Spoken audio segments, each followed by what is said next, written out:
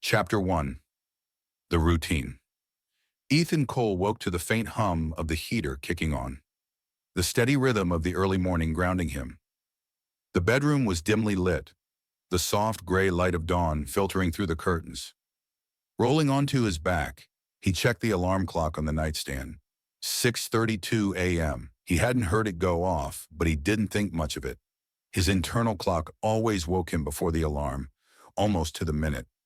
He stretched, swung his legs over the side of the bed, and planted his feet firmly on the cool hardwood floor. A fleeting thought crossed his mind. Anna didn't nudge me awake today. Then he remembered she'd left early to take their two kids to school. Their carpool had hit a snag with another parent last week, so Anna volunteered to cover for them this morning. Ethan shuffled to the bathroom, splashed cold water on his face, and glanced at himself in the mirror. His dark hair was beginning to gray at the temples, but his brown eyes were still sharp, alert. He gave his reflection a quick nod before grabbing his toothbrush. 20 minutes later, Ethan was in the kitchen, moving through his routine with practiced efficiency. The coffee maker gurgled softly as it brewed his usual dark roast. A pair of eggs sizzled in the pan, the comforting smell of breakfast filling the air. As he flipped the eggs, his mind wandered to the day ahead. The quarterly review at work, a conference call with the regional office, and, if time permitted, a quick stop at the hardware store. He was halfway through mentally reorganizing his schedule when the toast popped out of the toaster. "Right on time," he muttered. He plated his breakfast, poured himself a steaming mug of coffee, and sat at the kitchen table. The chair creaked faintly under his weight. For a moment, the house was silent, except for the faint ticking of the clock on the wall. He stared at it, noticing how the second hand stuttered ever so slightly with each tick. It didn't bother him. Nothing about the morning did. Everything felt normal. After finishing his breakfast and rinsing his plate, Ethan grabbed his phone and briefcase from the counter. A quick glance at his watch, 7:12 a.m., told him he was right on schedule.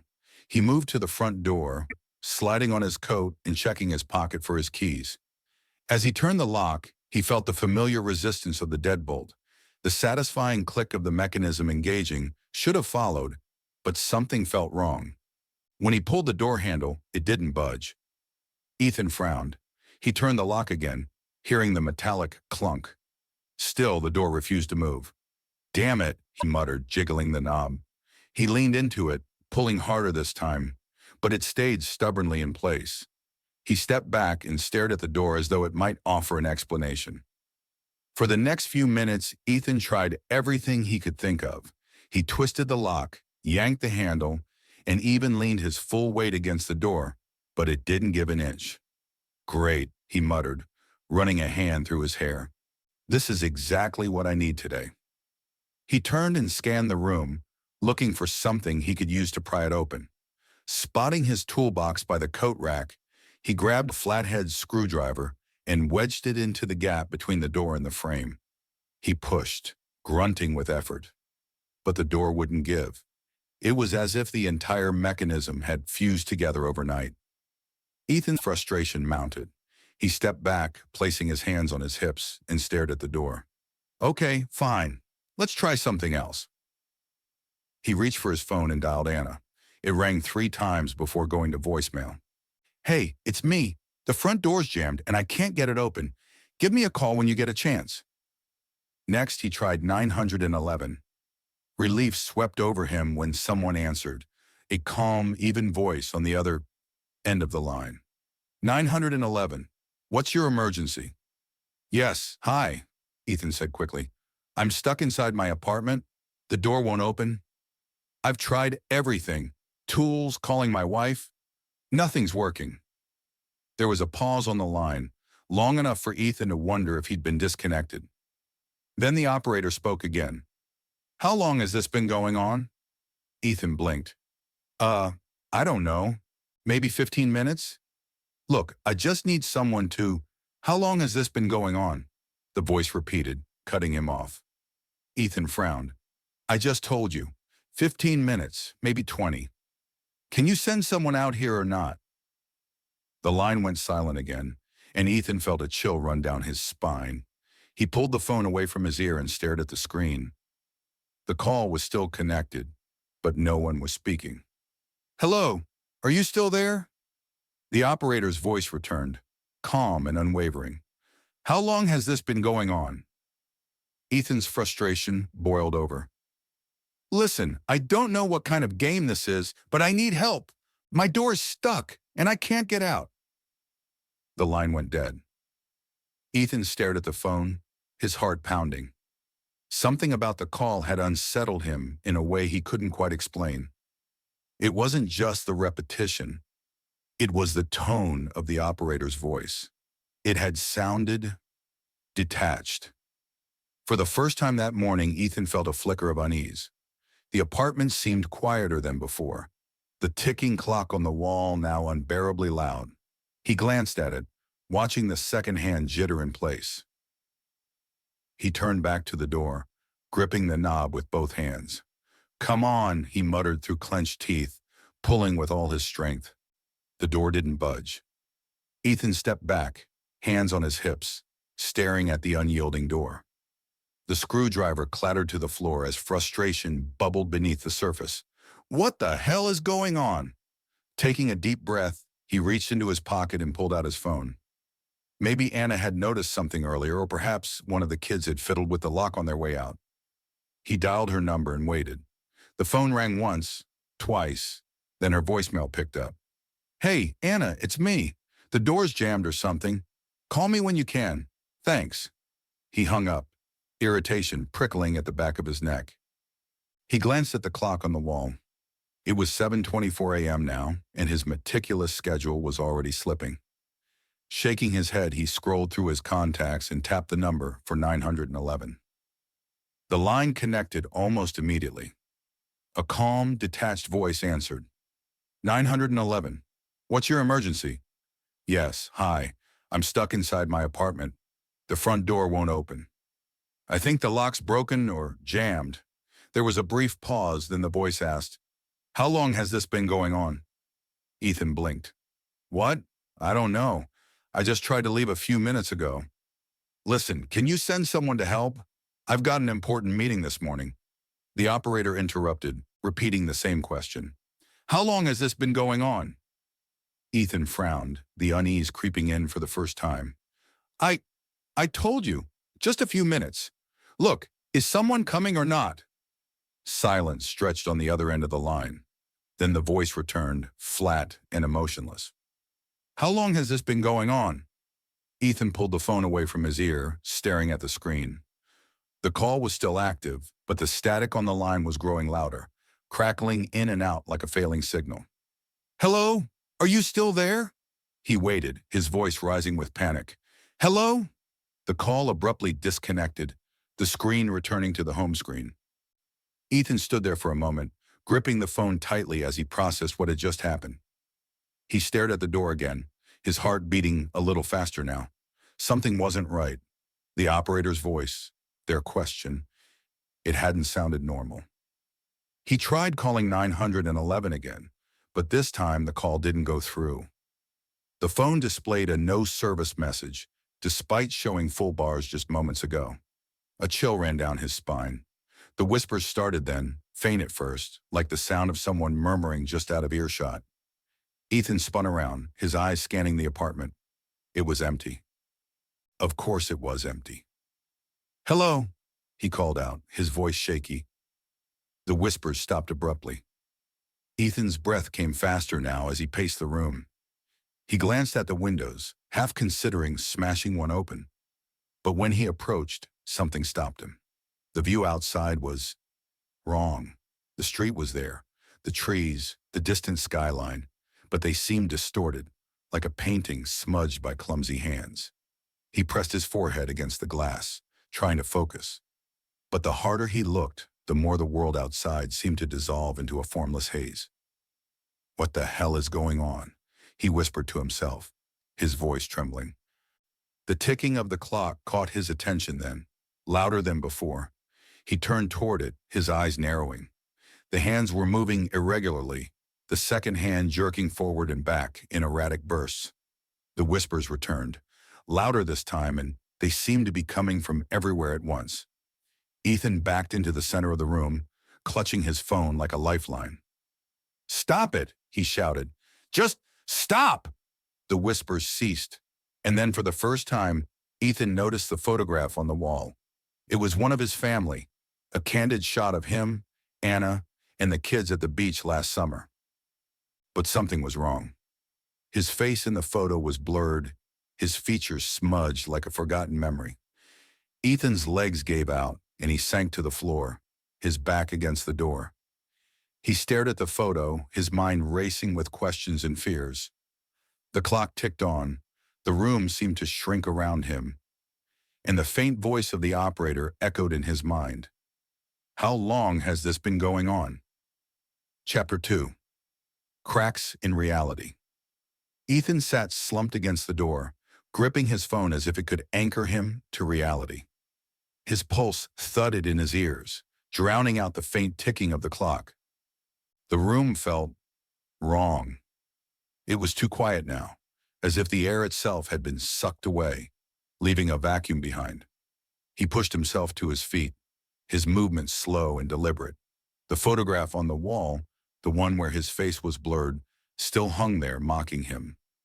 Ethan approached it cautiously, as though it might vanish if he moved too quickly. "Okay," he muttered, forcing himself to speak aloud.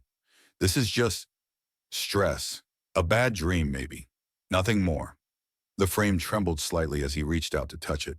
His fingertips brushed the glass, and for a moment, the image shifted. The beach faded into an empty gray void, and his blurred face disappeared entirely. Ethan jerked his hand back, stumbling away from the photo. "What the hell?" He turned toward the kitchen, his eyes darting around the apartment as unease crept deeper into his bones. Everything looked the same, yet different. The shadows in the corners of the room seemed darker, deeper. The ticking clock on the wall continued its erratic rhythm, its sound louder now, echoing in the silence. Ethan's stomach twisted as he approached the counter. His coffee mug was there, right where he'd left it. But hadn't he already washed it and put it away? He picked it up, turning it over in his hands. It was still warm. "That's impossible," he whispered. The whispers started again, faint and distant. Ethan froze, gripping the mug tightly. The sound was coming from the hallway, just beyond the locked door. "Who's there?" he called out, his voice shaking. No response. Ethan dropped the mug, its shatter echoing through the apartment, and lunged for his phone. He dialed 911 again, his fingers trembling. The line connected immediately. 911. "What's your emergency?" The voice was the same, calm, detached, unbothered. "I need help," Ethan said, his words rushing out in a torrent. "I'm stuck in my apartment. The door won't open, and something's wrong. Really wrong. I don't know what's happening, but I need someone to come now." There was silence on the other end. Then the operator repeated the same question as before, their tone cold and clinical. "How long has this been going on?" Ethan's hands shook. "I told you I don't know. I just tried to leave a little while ago, maybe an hour." "How long has this been going on?" The words cut through him like a blade. He gritted his teeth, fighting back a surge of panic. "Listen, I need you to send someone. I don't care what's going on out there, just—" The line went dead. Ethan stared at the phone, the room spinning around him. His breath came in short gasps as he stumbled toward the door. He pounded on it with both fists, the sound reverberating through the apartment. "Help! Somebody help me!" The whispers grew louder, mingling with the distorted echo of his own voice. He whirled around, his back pressing against the door, as the walls of the apartment seemed to ripple and shift. The clock on the wall stopped ticking altogether. The second hand froze in place, pointing between two numbers. Ethan's gaze darted to the windows, but the view outside was gone. In its place was a swirling, formless, gray void. His phone buzzed in his hand, startling him. The screen lit up with an incoming call. Unknown number. Ethan hesitated before answering. "Hello?" "Ethan," a voice whispered. It was Anna. He nearly dropped the phone in shock. "Anna! Anna, is that you? The line crackled with static, but her voice came through again, faint and trembling. Ethan, please. His throat tightened. Anna, I'm here. I'm... You have to let go. Her words hit him like a punch to the chest. What are you talking about? Let go of what, Anna? I need you to tell me what's going on. The static grew louder, drowning out her voice. Ethan shouted into the phone, but the call abruptly ended, leaving him in suffocating silence once more. He staggered back to the center of the room, his legs threatening to give out. His mind raced, trying to piece together what was happening. None of it made sense. The locked door, the distorted photographs, the whispers, Anna's voice, unless a memory surfaced, faint and fleeting. Ethan standing at the door, fumbling with his keys. He'd been rushing home, his chest tight with stress after a long day at work. He remembered feeling a sharp pain in his chest, a sudden weakness in his legs. And then, he shook his head violently, refusing to let the memory take hold. No, that's not what this is. It's just a bad dream. The room didn't respond. Ethan's eyes drifted to the photograph again. This time it was completely blank. The whispers returned, louder than ever, filling the room with a cacophony of sound.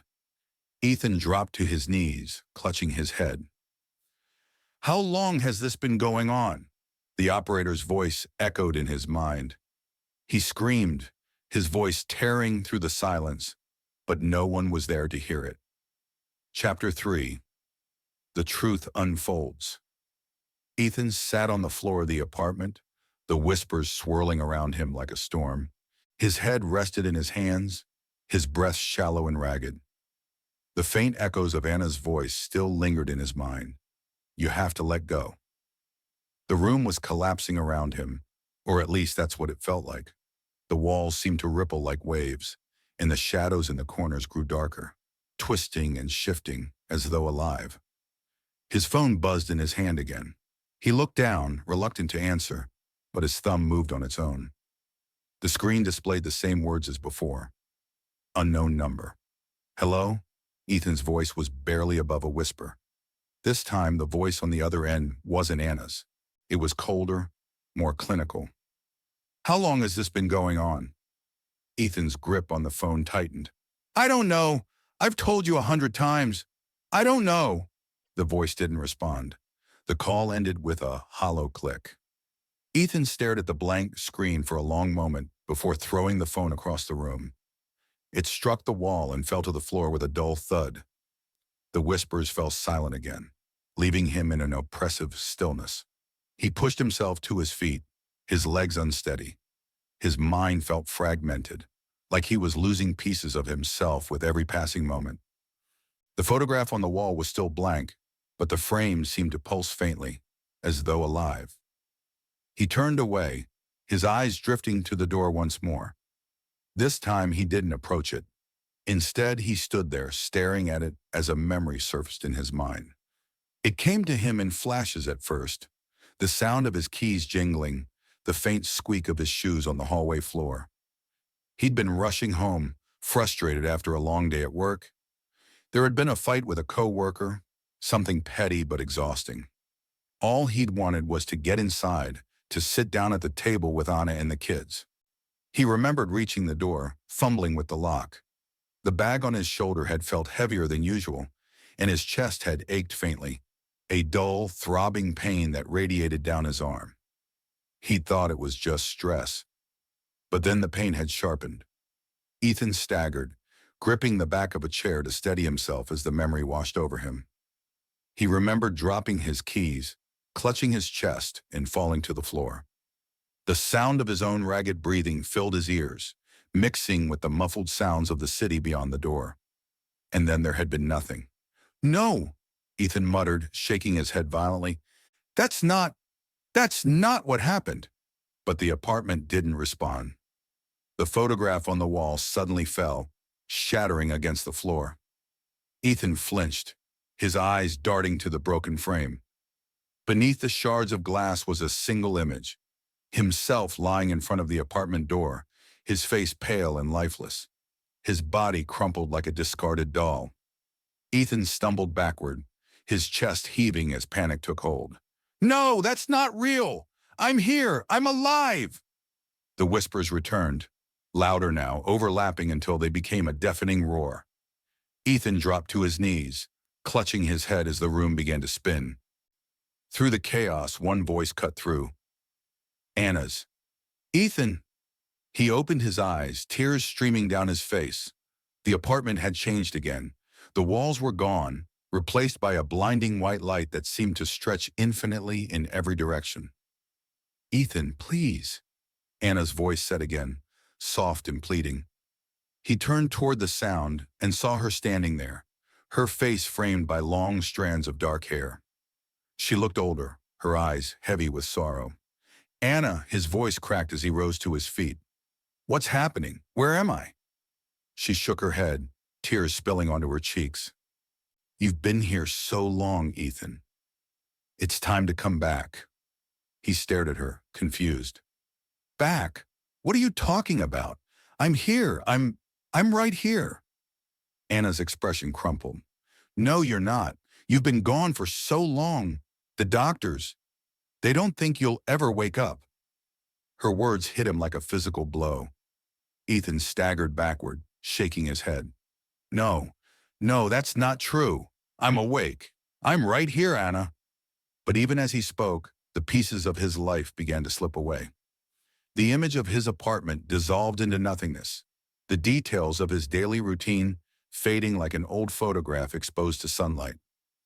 "Please," Anna whispered, her voice breaking. "Let go, Ethan. I need to let you go." The white light grew brighter, enveloping everything around him.